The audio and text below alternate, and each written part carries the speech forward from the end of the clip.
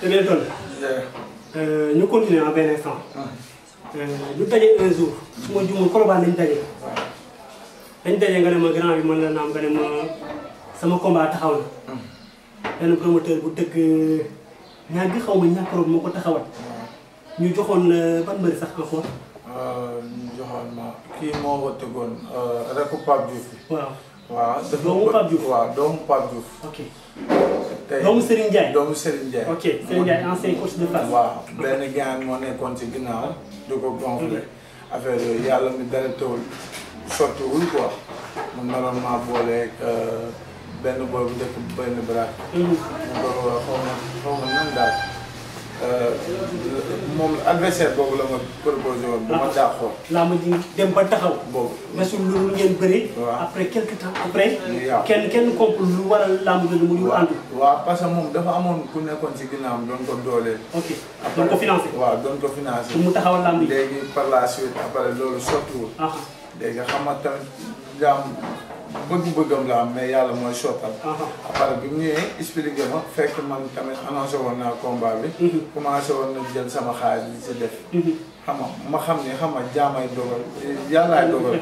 jaamay pexem yàllaay dogal ma commencé waat entraîné xam nga ginnaaw entraîné mooy sama métier damay liggéey di entraîné ma entraîné rek xaaraat leneen. mais combat boobu commencé woon nga financé defoon nga ci sa xaalis. waaw combat boobu nag ñàkk naa ci 300 000. oh.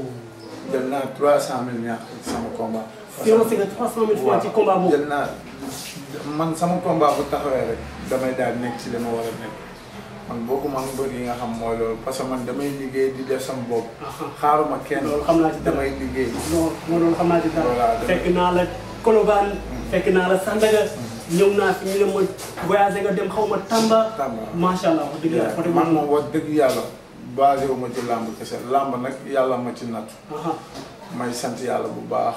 xam nga parce que bu ma xëyee may wax mbëri ñu gën a ut loo xam si dañ ko defar dañ ko ci boole quoi. boole koog làmb. voilà bañ a dund làmb kese. bañ a dund làmb kese. parce que tey jii xam nga làmb nekkul liggéey quoi.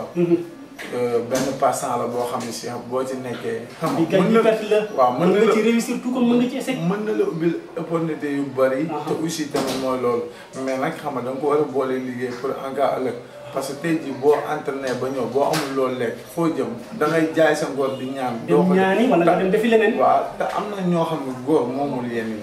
moo tax ma bëgg sama mbokku mbëri ñoo entraîné xam nga nekk ci li gëm li ñu gëm. di liggéey tamit boole ko moom yàqul dara. ok boo amee sa soxla fajal ko sa bopp. combat boobu échec. quelque temps après ñu dajawaat nga ne ma grand bi mën na naam nga ne ma sama combat taxaw na. ma ne la bii est-ce que confirmé na nga ne ma bii c'est confirmé. le promoteur Idaly Gningue moom moo ko taxawal. waaw ñuy sant yàlla bu baax di julli ci yoon bi waaw di santaat gën a santaat Idaly parce que sama xarit la nee naa ko man lu ma am ci làmb yàlla ak yow la. c'est ça. waaw parce que tey jii mbër bëri na fi 10 combats wala 20 combats kenn xamu ko. mbër bëri fi benn combat macha allah ñëpp xam. man benn combat laa bëri sant naa yàlla bu baax ñëpp ma xam àdduna ñëpp.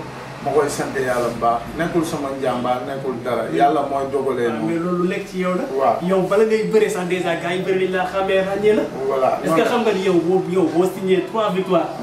di nga bëri grand combat. waaw mais sant yàlla loolu laa bëgg parce que tey jii man am na ñu may jox nii sax jaar la rek mais nekkuñu samay morom. ba léegi samay morom joxaguñu ma leen. waaw léegi sa premier combat nga bëri ak Bébé Lambaye.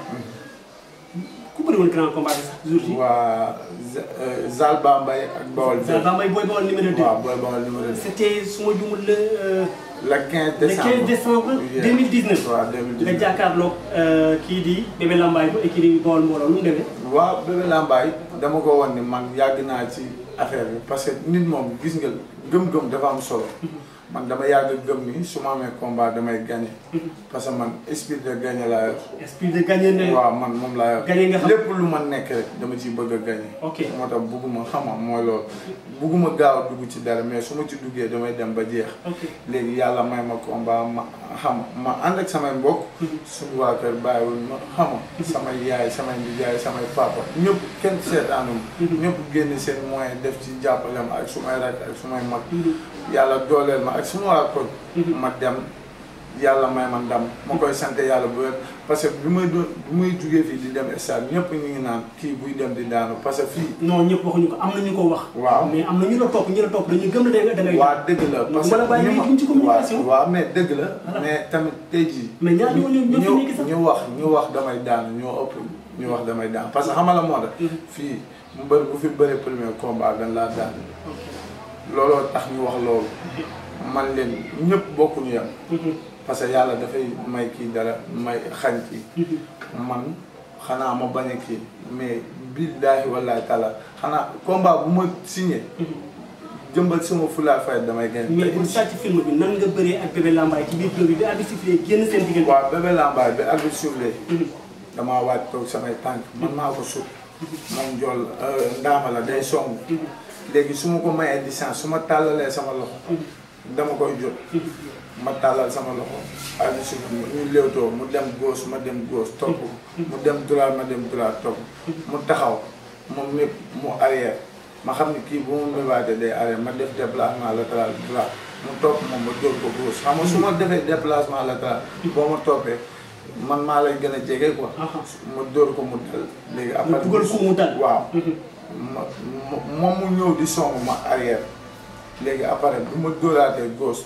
di daw di song mu xajal ñu korante dóor après ñu génn géew bi arbitre bi woowaat ma ni kii bu ñu jàppantee dama koy daan fii parce que boobu peese nga ko waaw peese naa léegi arbitre soufflé waat ma waat toog samay tànk dóor ko gauche droite bu dal xamul fu mu ne ma daw jàpp ko mu naan day dóor ji ma wéeru mu daan nga wéeru ko mu wàcc combat bi film bi nii la demee nga jóge ci Bébé Lambaye yàggul ñu ne la Bébé Elton kaay deuxième combat ngi nii ñu jox la ñàkk jariñu numéro 2 ba écurie Xéwal gi waaw mooy li ma ko wax moom combat bi moom moo ko bëgg sax moom moo tax mu taxaw parce que man maa dem ci dëju dem si yàlla si Jules Baldé Junior ñëw di ko jaale ji xam nga affaire yooyu di nuyu daal di ak gars yi waa école de lutte Balla Gaye yëpp maa leen siyaar di nuyu waa groupe Idali bi fekk leen fa xam nga ñëw mu gis ma daal ni ma kii laa bëgg a bëreel daal di wax promoteur bi loolu ma ne ko sant yàlla saaga yaakamtee xeex fii dëj la affaire yooyu noonu ma dem ci guddi gi ñu woo ma loolu dama koy sante yàlla parce que man defuma fi loo xam si mbëri dañ may toog kon tey jii su ma mbër singulier rek ba jël sama avance sant naa yàlla damay sant yàlla. ñàkk jariñu numéro 2 moom moo taxaw ñàkk jariñu numéro 2 moom moo taxaw ne nañ ma jox Bébé Elton moom moo taxaw ne nan ma jox Bébé Elton mais yow loo fi def wala mën a tax ñàkk jariñ numéro 2 waaw moo la jiitu ci làmb moo la ëpp ay victoire waaw mais déggoo li ma man am na yenn yoo xam ne soo ma ko wax dafay mel ni danga may nax quoi parce que ñàkk jariñ numéro 2 dafa def ay problème ci arène bi quoi waaw bëree daan ay mbër yu yéeme bëri fi loo xam ne da ngay xool xam ne kii lu leer lay def nga ne moom moo ñëw taxaw ne nañ ma jox Bébé Elton waaw parce que xamal la moo tax man ku bëgg buzz actuellement ku bëgg ñu xam la actuellement ci man ngay koo jaarale boo bëree man da ngay am buzz nit ñi dañ lay xam parce que yàlla def loolu ci man. parce que yow da nga am buzz naturellement. man naturellement. parce que dafa woo dara ci làmb ji mais mbër yi yàlla moo def loolu quoi. ok waaw mais ñàkk jëriñu. combat yi mu doon am. ak combat bi bokkul. ça n'a rien à voir. ça n'a rien à voir léegi lan mooy différence bi. léegi xamal la mooy différence. benn maa ko gën a gëm sama bopp maa ko gën a bëgg làmb. maa ko ëpp doole maa ko mën fuuf. te kaa ma xamal leen xamal la déglu ma gis ngeen nit man lii ma la wax nii xama kañ nga ko mënoon nga xam moom lendemain combat bi ci guddi gi ma jël sama téléphone dinaa la woo man wala nga ñëwaat fi kay man maa lay woo téléphone ni la Seydina lii laa la waxoon te incha allah instant bi xam nga waxoo ak man ne instant bi dafa am lu jàkkaarloo yow Sénégal gépp ngay wax ne ñàkk jëriñ lan nga ñàkk jëriñ maa la mën maa la doole ak noo mën a def dama lay daan par force dama lay daan ci kàttanu yàlla dama lay daan maa la mën maa la doole jamonoy ëmma seen nga dalee bëre ba léegi man xale bu ndaw laa barki Sëñ Fall doog a dugg ci làmb ëpp la gëm-gëm ëpp la jàppale te làmb jàppale la su ma la fu ma la jàpp da ngay tëdd maa la mën maa la doole barki yàlla ñu ngi doon bëreel ak man bokkuñu bay boo nga jël say disposition yi bu baax lu méttee ngi lay xaar maa la ëpp doole maa la mën 4 heures du matin laa jug di entraîner maa la ëpp ay moyens maa la ëpp lépp yow fan nga mën a jaar ba daan dëkk mbër yomb na mais daan ko moo jafe te incha allah mooy loolu. dëkk na la combat bi taxawul. kon dèjà loolu question de temps la. kanay daan. loolu question de temps la. non man moom bi dana siffler génn seen man moom xam naa ne at bu soufflé. waaw bu mu def dara. seen na at bu soufflé barki sëñ Abdou Karim bu mu def dara man fu mu nekk naa ko fekk ba jàpp ko dama koy dara. pourtant ñàkk jëriñu ndaanaan la. déggoo ndaanaan gi nekk ci moom. man moo nekk ci man. mais taxaw ma wane ko moom moo bëgg a wane ndaanaanam. moo tax mu bëgg a jël Bébé. yow est-ce que ñàkk jëriñu piégé wu la sax est-ce que xool ni noonu kii bu at bi sifflé dama koy fëtee rek ne ko nii xajal ma jàll rek avancé. ñax ni muy bëree ku ne xam nañ ko arbitre day sifflé mu def déplacement latéral gauche def droite nga taxaw ma song la te loolu bu ko bëree man billaahi wallaahi taala néew la ñuy jëlee ci échelle bi. pour wax loolu. barki sëñ Fall naa ko dóor ba mu tëddal boppam te man bëreewu ma ak moom de bay boobu mu xam loolu bëreew damay xeex ak moom na taxaw naa ma ay loxoom ba mu ñëw.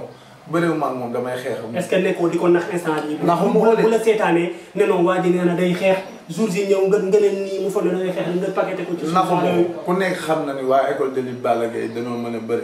ginnaaru école de lutte Balla Gaye sax day mën a bëri. xam mention spéciale di sant Balla Gaye de aw ma fayam sama combat bi passé jàpp na si di sant Elton Lees suñu coach su Lamine Faye aw ma seen fay. waa école de lutte Balla Gaye ñëpp aw ma seen fay. barki Sine Fallou ñax maa ko doole maa ko dàq bëri fuuf mais instant ni dama ko bëgg a wan lu ndaw rek dégg combat bu taxawee du mat une seconde bu taxawee. bu taxawee dëggal ko bu taxawee du mat une seconde. dama lay xamal benn affaire est-ce que xam nga ne tey yow laa seet si mais dinaa fi jóge dem seeti ñàkk jariñ ndax li ngay wax nii. déggoo li ma la dinaa dem ne ko Bébé Elton nee na doo bëri doo xeex doo daan. déggoo combat ba la cay neex man maa koy def. ok bu arbitre soufflé la cay neex man ma bu mu nekk foofu nag di daw tàmm na arbitre bu soufflé muy def déplacement latéral di daw. yëfu comédien yooyu lañ ko jël te ko ne arbitre bu soufflé boo jàmmalal sa nawle dangaa war a taxaw dëggal sa bopp. nga dëggal boppam bu dëggalee boppam barke alxuraan du bëre seconde sama combat moo ci gën a gaaw. on est d'accord yow yaa wax ma dégg mais léegi pendant ce temps. instant bi saison bi tëj na. mais entraînement yi pour waajal combat boo xam ne déjà au moins minimum mën naa ne des na 3 mois. instant bi entraînement yi nu mu demee. waaw entraînement yi relax rek. relax yenn saa yi ñaata séance par jour. par jour benn séance rek sama grand jagal sama coach suñu jagal loolu laay àndal. ah sa entraîneur la. waaw sama entraîneur sa waay moom mooy kan. waaw kii tamit sama entraîneur sama xarit la sama doomu ndey la. moom dafa mel ni wàllum liggéey bi moom daa mel ni mbëru bu naas yi lay représenté quoi. kii sama nit la. depuis corona bi ba léegi man lay àndal di ma ñëwal ay match ma koy jaay barki sëñ Fall képp koo xam si Bébé Elton mi ngi lay jaay match rek kii moo ko ñëw. nu mu tuddati. Modou. kii xam nga keroog tamit bi may jëli Assane Thiès tamit mi ngi fa. di sant ma ñëw ci yow aussi mi ngi fi. di sant seen waa kër ñëpp. seen waa kër ñëpp di sant yaayam ak ñëpp. mais entraînement yi. entraînement yi moo Ndiaga laay àndal. Ndiaga mooy décidé Grand Samba mooy décidé. emploi temps bi Ndiaga moo koy teg ak Grand Samba. ok xam nga gars yi ñooy décidé. 4 heures du matin la ni yow di dem géej matinal. 4 heures. 4 heures du matin la dañuy yow di dem géej dem entraîné ñëw yenn saa yi suñ guddee pare. liggéey bi suñ guddee pare ci ñëw mas yenn saa yi ñu jaanoon dem géej mooy loolu après ñëw tëdd relax. yenn saa buñ sonnee. wala buñ sonnul après ngoon gi ñu laal xamali ma la. affaire yooyu parce que instant ni da ngay meñcee rek. meñcee ba saison bi tëj ba ubbi léegi nga soog a liggéey de instant benn science laa. d'accord léegi yow est-ce que xam nga sa bopp.